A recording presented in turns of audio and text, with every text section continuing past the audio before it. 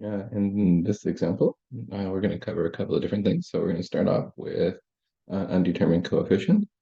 So we have y, the derivative of y, plus the second derivative of y is equal to a particular solution. So let's look at the homogeneous solution first. So we're going to have this case to create our complementary solution. And so we're going to assume that y is of the form like that. And so we take y prime equals r x, y double prime, r squared e to the rx, and then y triple prime equals r cubed e to the rx. So that creates the characteristic equation r cubed plus r squared is equal to 0,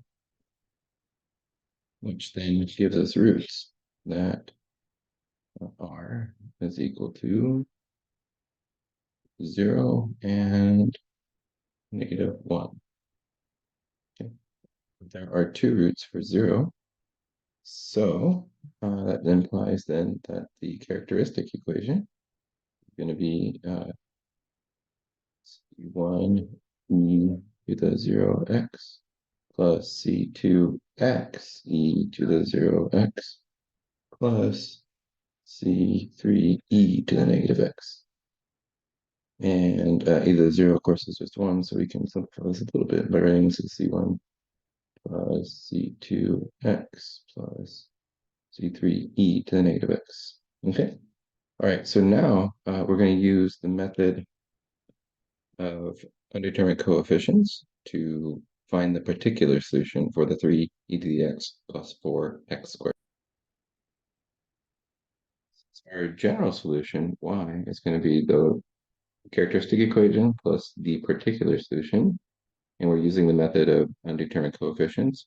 We could try a particular solution of the form a e to the x plus, looking at the particular solution that we have here, and then something of the form b plus cx plus d e. Sorry, not e. I'm looking at the wrong part. X squared. We could try something like this. However, you notice that there's a duplicate form. In other words, this right here in the particular solution, and this part and this part, those two match up. So we have an issue that we don't want our particular solution to cover something that is in our complementary solution. So to avoid the duplication, we take the highest degree, which is the x squared. We multiply everything in this part. We're going to multiply it by x squared. So our particular solution is going to be of the form a e to the x plus bx squared plus cx cubed plus dx to the 4th.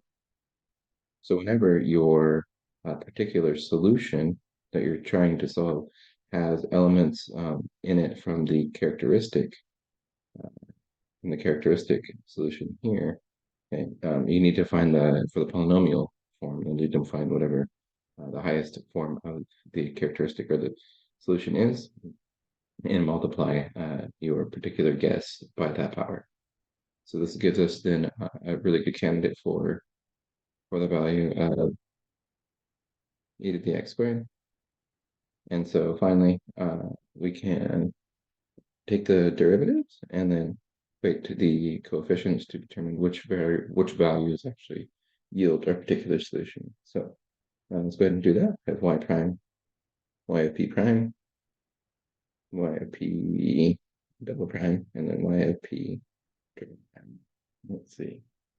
We get a e to the x 2bx plus 3cx squared plus 4dx cubed a x.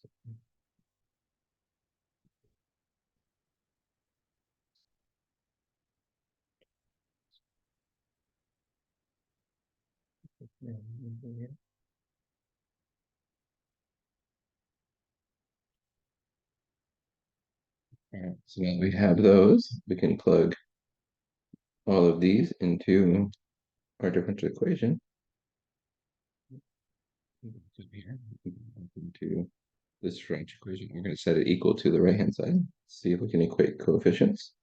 So we have 2a e to the x plus like 2b plus 6c plus let's see, 6c plus 24dx plus 12dx squared equals 3 e to the x there and plus 4x squared. Okay. Equating coefficients and plugging in, you're going to find that a is equal to 3 halves, b is equal to 4, c is equal to -4/3, and d is equal to 1/3. Okay. And I found these by plugging them into GeoGebra and solving.